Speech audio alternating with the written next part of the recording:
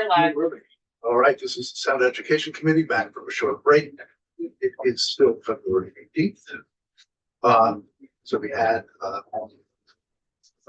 one map and some language introduced that are introduced to the committee as a concept yesterday. Was to start a discussion around that, but in the meantime, Senator Heffernan was sort of simultaneously at the same time I was working and we were all working. But he has a proposal he'd like to share with us today as well. You don't have a map? And my math is Vermont. So first and foremost, after going around the 5 schools that we've gone and listening to testimony, this is what drove me to come down to a one school system, and I call it the Vermont Unified School System. Words are words, and I like the words better than district. So first and foremost, what I believe that this really does is help our students and parents and caregivers. It gives them a lot more choice. So I won't go through the bill bit by bit, but what I'll do is give you an overview of what it does. So the legislation restructuring of Vermont education system is into a single state school district while creating a portable student-centered funding through Vermont education accounts. It's aimed to increase efficiency, transparency, equality, and family choice while maintaining public accountability and rural access. Core structures of the VUSSS, as I will call it, the Vermont Unified School System, consolidating into one statewide local education agency by July 1, 2028. Establish a non-gubernatorial, appointing board. Gubernatorial. There we go. Thank you. I just wanted to make sure people knew what you were. Yes. Say that again for me, please. Gubernatorial. Gubernatorial appointed board with state confirmation, Senate confirmation.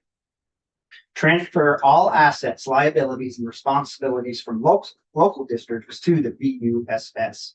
Maintain continuity of service and employment during a 2-year transaction from 2028 to 2026 to 2028. The purpose is to reduce governance structure, streamline administration, and create clear statewide accountability. Okay, we'll start with governance reform. What's that do? At state level, the VUSS board oversees graduation requirements, assessment and accountability, unified budgeting, superintendent appointment, and equitable statewide resource allocations, requiring annual reporting to the General Assembly on academic outcomes and financial performance and family engagement, which is something we don't see now. It creates each school or network must have a governing board. So every school, will no longer see school boards, but we still will see governance at the school level at each school, or a couple schools can combine if they want. Authority, what they'll have is authority over academic programming, staffing decision, and school level budget management. And an annual parent satisfaction survey beginning in 2029 as well. What's this do? It balances centralized system governance and localizes operational flexibility. Then we'll have the Vermont Education Account. This is a student-based funding model. Each eligible student, ages 5 through 18 or 3 through 21 under the IDEA, will receive a state-funded education account. Deposits are based in a Vermont-weighted funding formula done by 16 VSA 4000-4032. Funding may be used for. And now, other senators, this is a concept thought up, and this is all subject to change if we pursue, but this is what some of the funds may be. Tuition at an independent school, public school enrollment, full transfer required, online programs, tutoring and curriculum, testing fees, post-secondary courses, disability service, and transportation to education providers if needed. Key features: is using unused funds roll over to the next year. I want to clarify that you're unfunded. You still only, like, if you have 2,000 left over, it doesn't mean you have, if you use 15,000 as the base, you don't have 17,000. It just needs only 13,000 to refund that next year. Does that make sense? Yeah, per pupil. Parents may supplement costs. So if they're going to an independent school that and it costs more, the parent will supplement the cost. The DUSS may bar providers for misusing or failure to deliver services. Annual statewide parent satisfaction surveys for the VEA participants beginning again 2029. I think that's accountability, which some of our senators were really worried about, and performance. That will speak a lot to that. Statewide open enrollment, universal open enrollment across all public schools. So what that means is it doesn't matter if you live in, let's say, my town, Bristol, and want to send your child to, for whatever reason, Rutland, you can do that. Now, transportation, that will probably fall on the parent or guardian to get that. Just because you pick the school you want to take your child to, doesn't mean the state's going to be responsible for getting them there. If schools, this also creates competitions actually between the public schools to become better, and actually your school might pick up more, and actually eventually might need to centralize lottery system administrated by the BUSS. The school is has plenty of students and over enrollment. Wait lists will be managed at state level, and public reporting on applications, denials, and geographic trends. Intent: remove geographical barriers, increase access to high quality public education. And again, this is about not just looking at our money, but we're looking at educating our children, students, to the best of Vermont's ability. Funding reform. Foundation formula implemented. Fully implemented weighted students funding by July 1, 2028. Requires clear student category identification, transparent ADM calculations, periodic review of weights every 5 years, and transition protection to prevent fiscal shock, which we've heard a lot from our smaller schools and such, that they're really worried about a financial shock that could happen. Protection to the VEAS is weighted formula determined per student deposited, aligns funding with individuals as needed. As Senator Hinsdale, the money follows the student. Transition period will be 2026 to 2028. Governor designates a transition authority within 60 days. 2-year phase consolidation. Milestones for governance, HR, budgeting, data systems, and controls.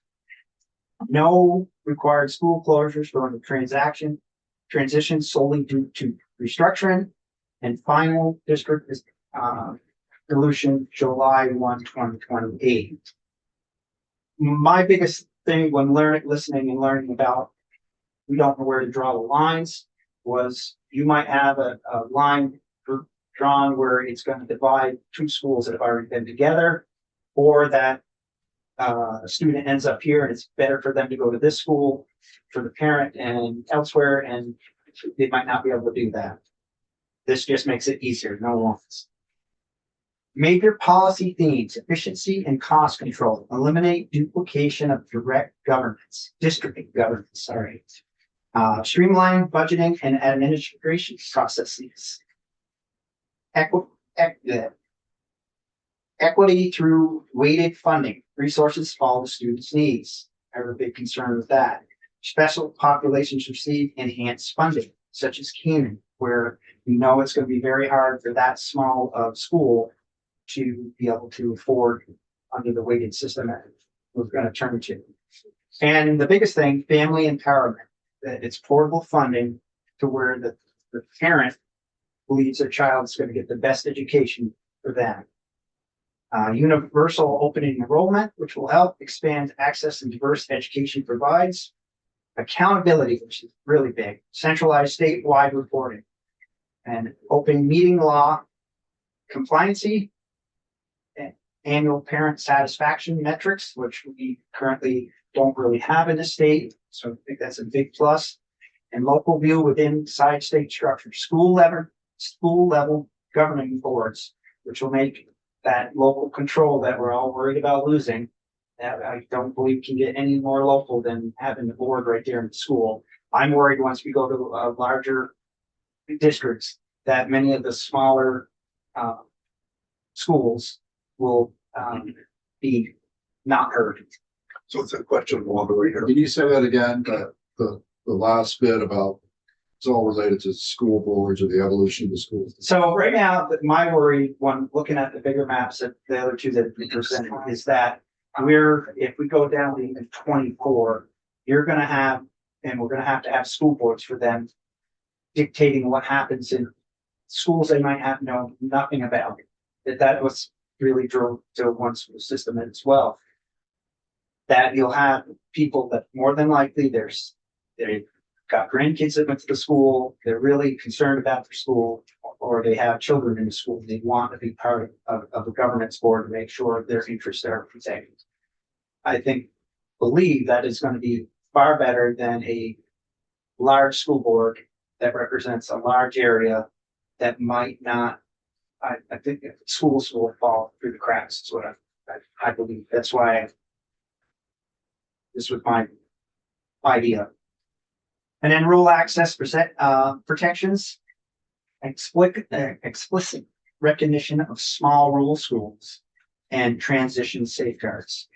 So Vermont, I think all Vermonters know that our population is declining as far as students go, and that there are schools that are going to be closed. As we just saw in the news up in Washington, that if you leave it up to the townsfolk, they're not going to do it. But what this does say is, like, we have a couple schools down in my district that they know that time is coming. And then just like Senator Bumgard was saying, give them a 1 or year and a half year to make that decision, or it's going to have to come through a metric of the affordability to stay open. Whereas, like, if I have Lincoln, who is doing it under the current student cost, there's no reason to mess with them until they fall below that. Before their spending is too high. I did do some financial impact comparisons and framework, or I should say I let AI do that for me. And it did some analysis and impacts across the five primary cost domains. So it's governance, administration, instruction and students, transportation, facility, and education account. I'll just touch on it. Like local school boards. Current model, dozens of elected boards. With the DSU, will have one school board for the state, and essential saving from board stipends, elections, which is they're not really that big in Vermont, so there's no real big savings there.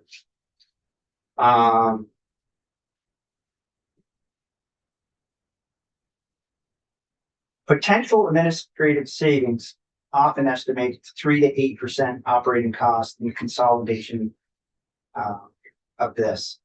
It may be more, maybe less. We know in the first year or two, there's going to be the legalese, which is going to be the most scary part of any redistricting, either if it's 22 or the legalese is going to be quite expensive. The plus side of doing one district or one school union, unified union, is that once we do it once, it doesn't have to be done again. And if our student enrollment still declines, we may have to take whatever came out within our other districts. If we had 22 and then we find 5 years from now, wow, we're still not making it, we need to drop it down to 10 or 15. So that's why I believe that one unified school system would be the best. There's currently, four or five other states actually looking into doing this as well. Mississippi being one of them. I think New Jersey's another. I didn't bring it. When you say looking into it, To reduce down to either one school system or but I mean, someone introduced it in the legislature or they're taking it very, serious. very, Look at it. nobody's, as far as I know, nobody's introduced it yet, but they have, people are looking into doing the same thing that I'm doing. Okay. Okay, they haven't passed it. Hawaii is the only one currently that has a single unified system. And there again, we've heard from a lot that Vermont's unique and terrain driven, while Hawaii is 5 different islands separated by a massive water. So so that's basically it. There's a lot more to it, obviously. There's a lot more, but I believe for Vermont and our students that this is one of the better alternatives. So no sense if a person then needs other ways.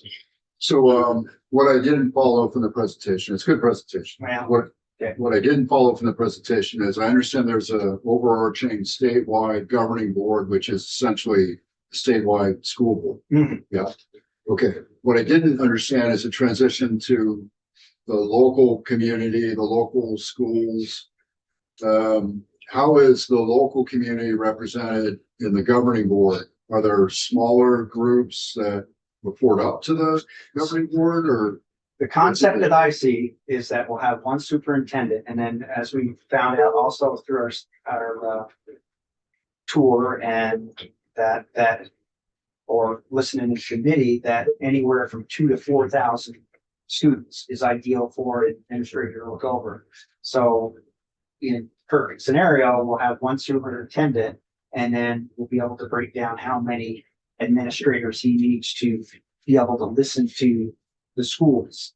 So the way it funnels is your school's having an issue, say, they're not getting any response from, they're not getting deliveries because we'll be under a more larger buying capacity, and maybe your paper needed to be delivered and it hasn't been.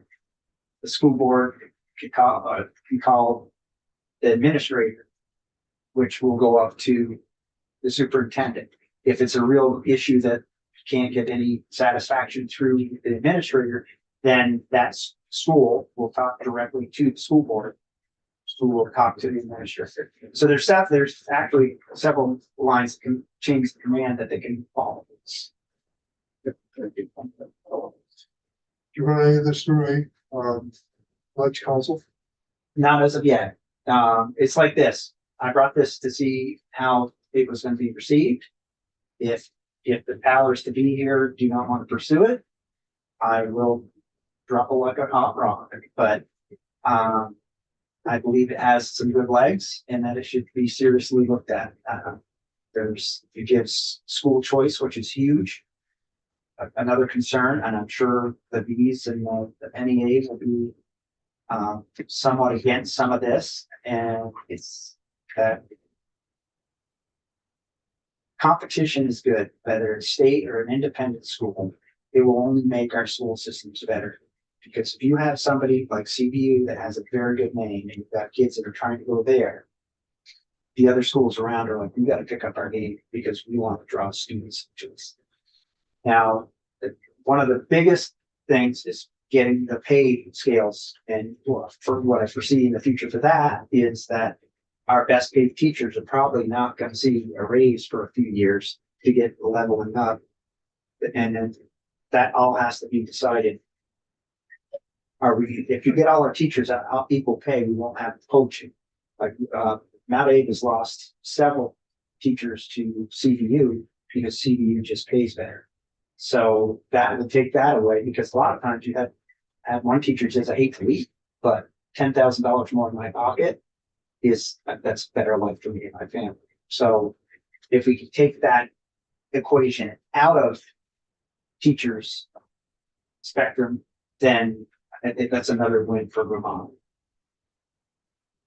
cutting down on administrative costs. I brought up in, when we're joint meeting that our buying power. If we go to a statewide menu, it's like Taco Tuesday now, rather than 50 pounds of meat being bought from a local farm, we could buy 500 or 600 pounds from the local farm that gets distributed or throughout Vermont. Not only are we helping, they'll give us a better price because you're buying more quantity. That's what some of the things I see in this. Senator Weeks and Senator Williams. No, in fact, did you answer your question? Oh, okay, yeah, I'll take it. So statewide choice, essentially, characterized, okay, good. Are you envisioning like a subset of schools in a regional basis of like Well, subs? Glad you kind of asked. Sub because, superintendents? I don't, as we work through, it's like trying to decide, Senator Hinsdale's picture of having a centralized CTE and high schools. That this will Okay, open. I do not support the one district for CTE. No, what I'm saying is that when it comes time to build that school, it's gonna make it a lot easier because you're gonna say, I'll take, because I know that Middlebury or Jen's first, not aid. And this is down the road because we don't have the money, but now it's like, we don't have to worry about redistricting. The community says, yep, this is what we want to do, and it happens a lot. That the transitions is already easier done. And then what we decide to do with schools, it's no longer the towns because the state will them, and now they may be able for low cost housing or apartments or or some industry might buy one of the schools to open up office buildings. It just gives Vermont more abilities to do more things. So. No, it was gonna be such a dramatic exit. So Senator, Wood, you had another question? No, just a comment would make, educational services, easier. But there'll be a lot of hills to climb at first, but then once we get to,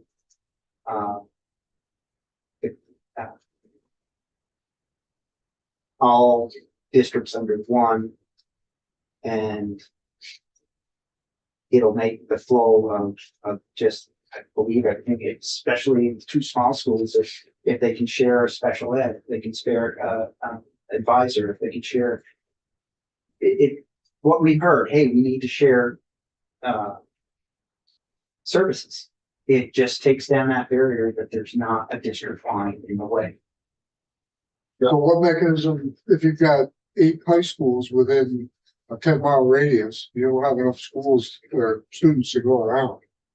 What mechanism is there to make that a reality? To consolidate, you mean? So So at that point, we start using the metrics to decide which one's in the best shape, which one has can, do close the outer two and come closer.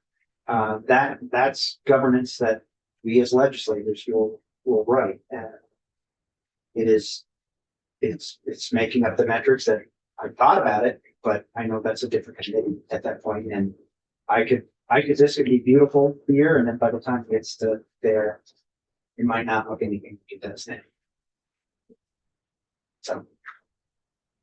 So what you're trying to do is, a lot of, one of them is balance.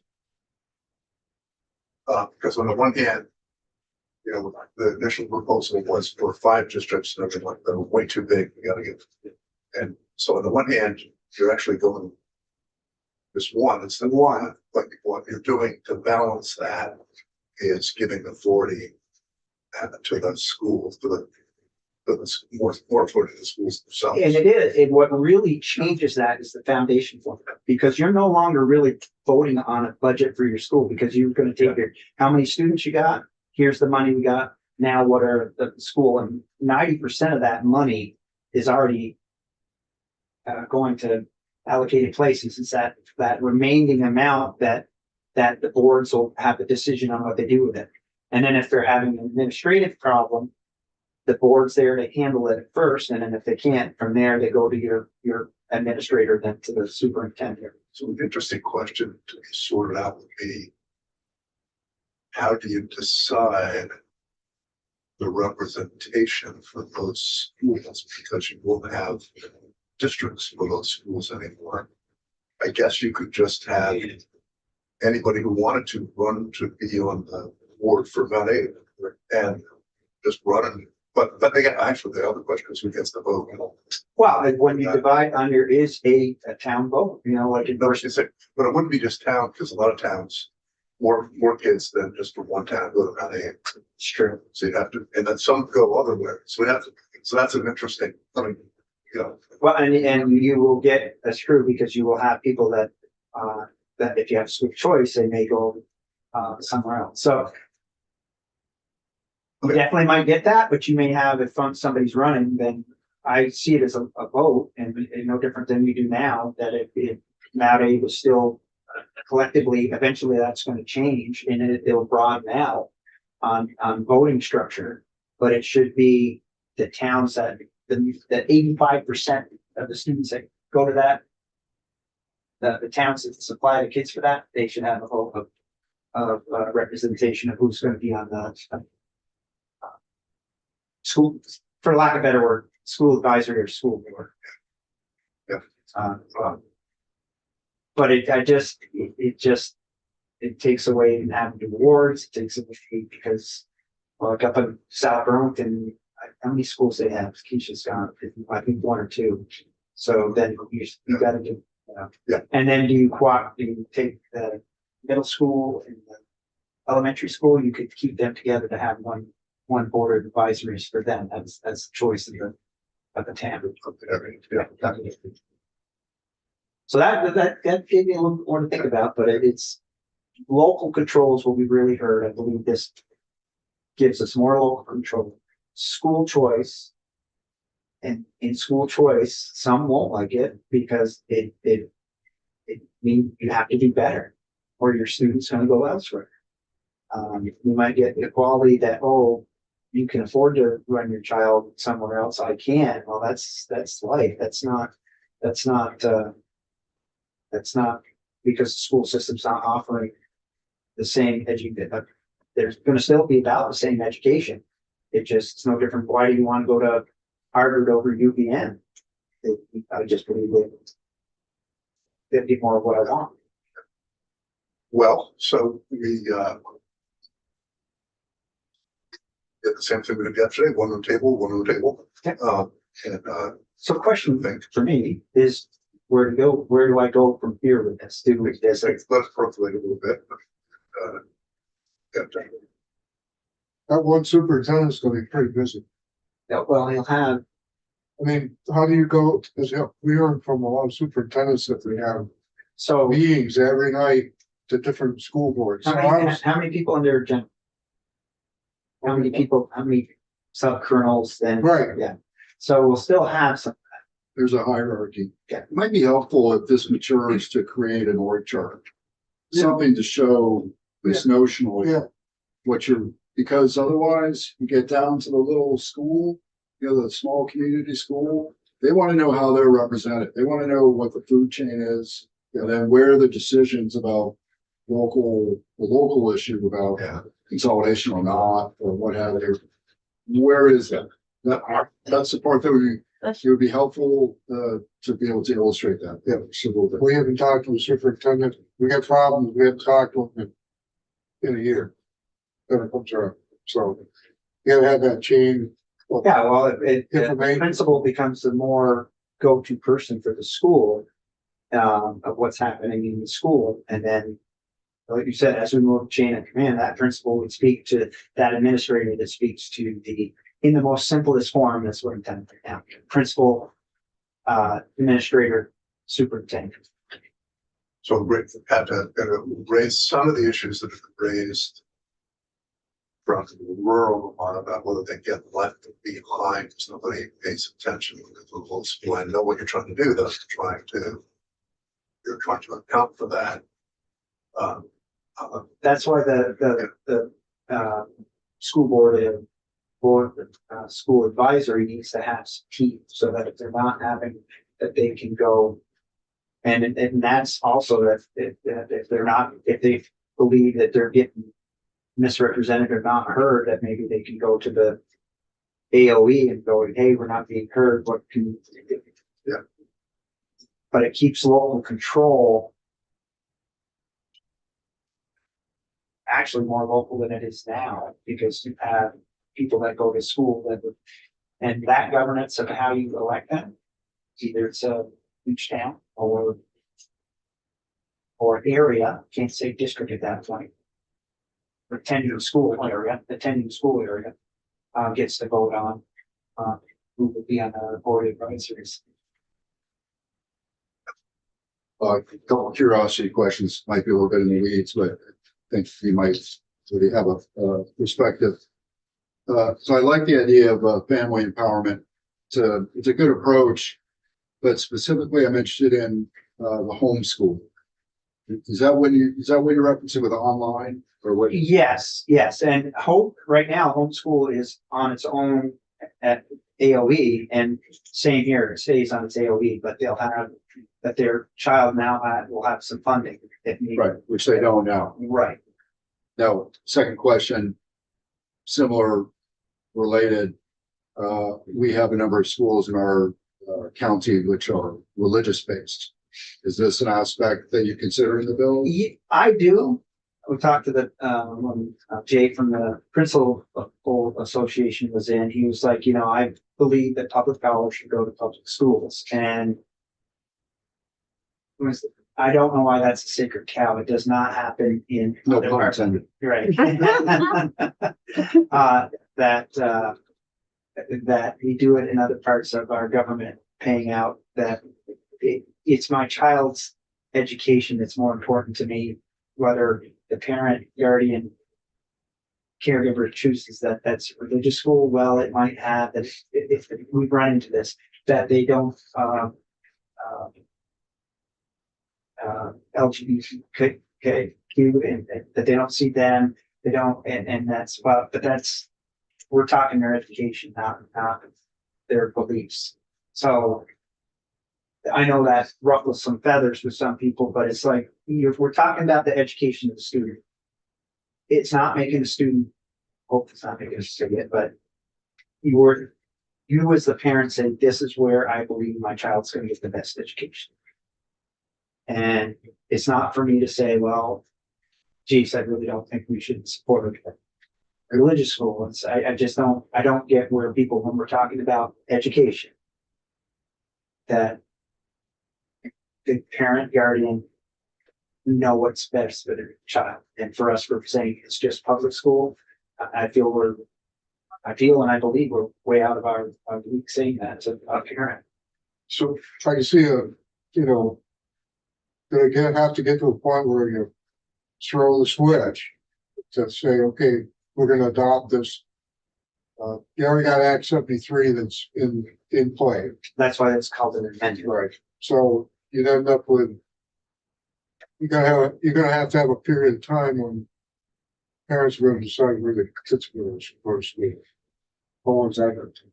Well, it happens over 2 years. So within the first year, nothing changes, but that's when we get the parent survey coming out, and I'm sure we'll have to also have that you have to decide where you're going to send your student. And we've already, sitting through this committee, we've already found out 85% of the students or more stick to the local public school out of just convenience, because they do a good job.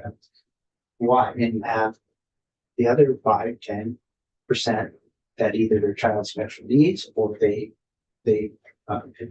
we were talking about leave out ski schools, but now we found, if they're still getting academically trained and doing their sports, and that's what matters, their academics and their sports. So, because I wasn't big in sports in school, I could have cared less if we had any sports to play, but that a lot of people, sports education.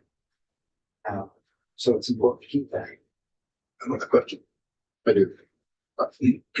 Thanks, sir. So, if you can at least kind of give me a perspective on, I'm gonna call it the quadplex of influence. You have Secretary of Education, you have the State Board of Education, you have a single superintendent, and you have the governing board.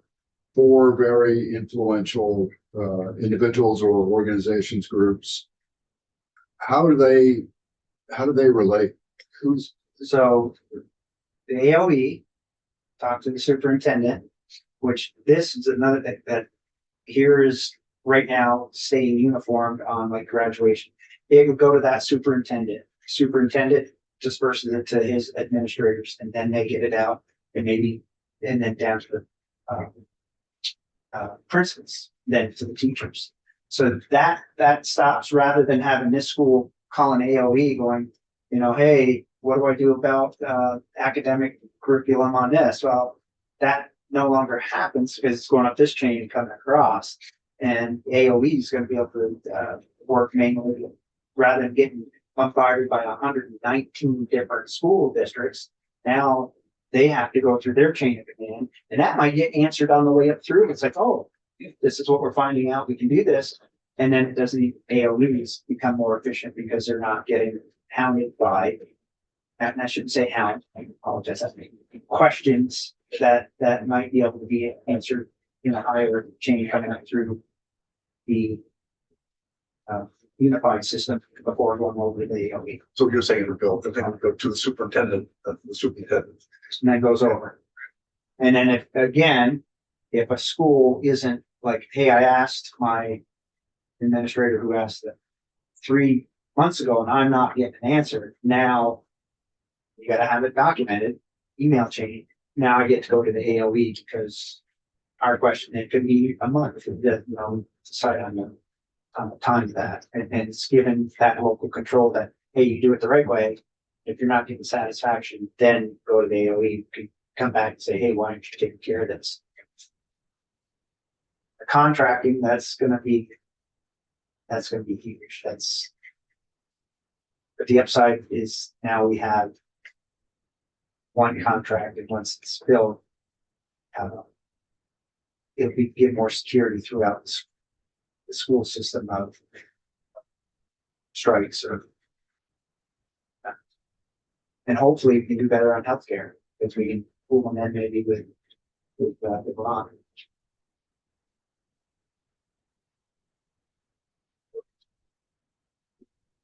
I have a question that's unrelated to the proposal, so I don't want to start the conversation. But I do have a quick kind of question before we break. So anyway, good presentation, got us all thinking. That's the exercise. Yeah. So I appreciate that, sincerely. Okay, Thank you. there's lots of people out there. I'm sure there's lots of churn going on right now, but it's a good thing. Gets us talking. Okay, different topic, but a topic which Senator Heffernan brought up, which is salaries, teacher salaries. It's a concern across the board. We heard it last night at a school board meeting that we were participating in. Is there what would you term there would be? that everybody, Yeah, everybody thinks that, you push the button and all the salaries inflate up to the current highest. Okay, yeah. And then you have another problem.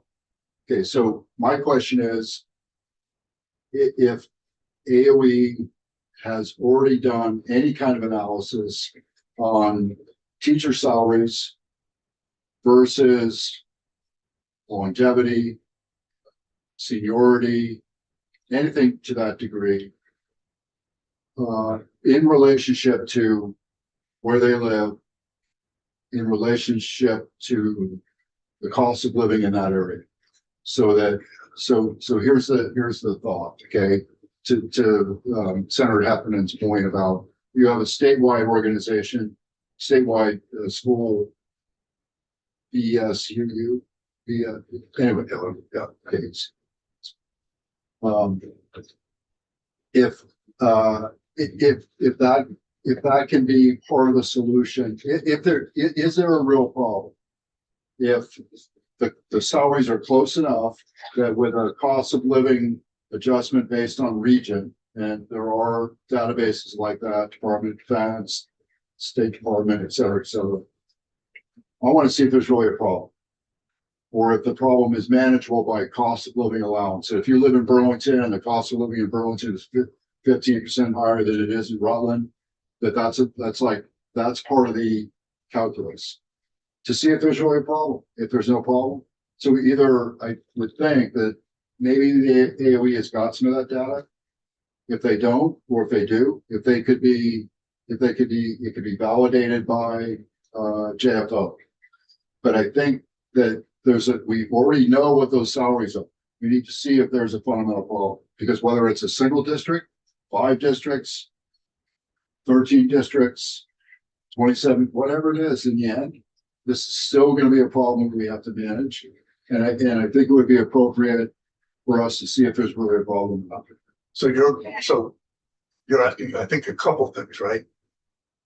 One is the salary differentials from different parts of the state, as it relates to tenure. Tenure, seniority, whatever metrics they use. Steps. And do you see in some parts of the state, because for instance, the salaries are lower, that you have higher turnover in other parts of the state? And it's related to what cost of living. Yes. So it's few matrix in there, man. Yeah. But if we don't have that answer, we don't know if we really fundamentally have a problem, or if we're just talking about we're just spinning over this. Yeah. I asked the question a couple times when the Secretary of Zoning was in here about, that getting the pay equity straightened out. And they said they were working on a plan. Okay, there you go. And it probably, it doesn't matter how many districts you got, its plan needs to be addressed. It's still a problem. Right, because One or get 27. away from poaching. People want to stay in their area because they grew up there and they want to be with family. They should be able to be there for the same wages, but adjusted for inflation or losses. So they're in for what they're working on. Right. Well, we should ask them. We want to get them in nevertheless. I think we should, formally ask them if they're working on it, and if they are, when they believe they could report it. Okay. Were you typing that down, Daphne? Or just, I'm sorry. okay, you want, okay, that's okay.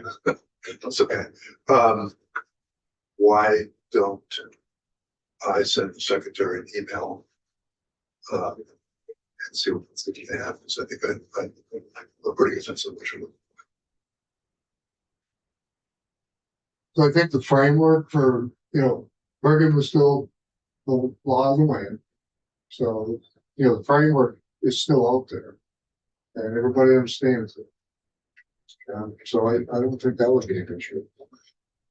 In which regard to the single unified? Yeah, so you're talking about the foundation for the Oh, yeah. That's why we can, that's why school boards are not, you don't have everybody, you know what your budget is. I got 1,000 kids, it's gonna be 500,000, 50.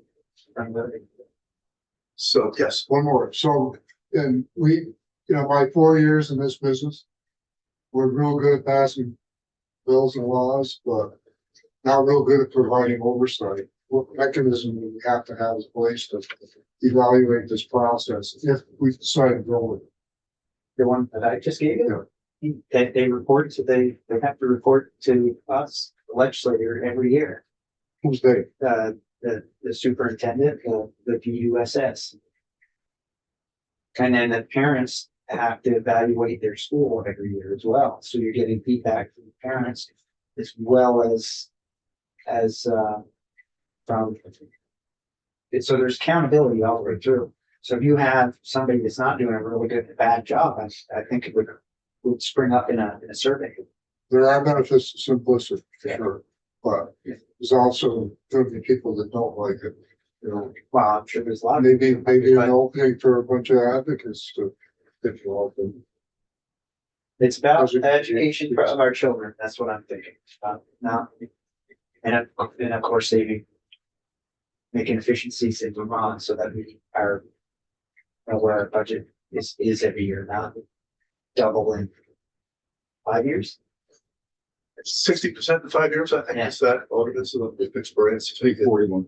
Okay, we'll do that, but any event, Bad enough. yeah. Property tax is 41%. Cost of education, I think 38 or 30. Or classes. So tomorrow we have,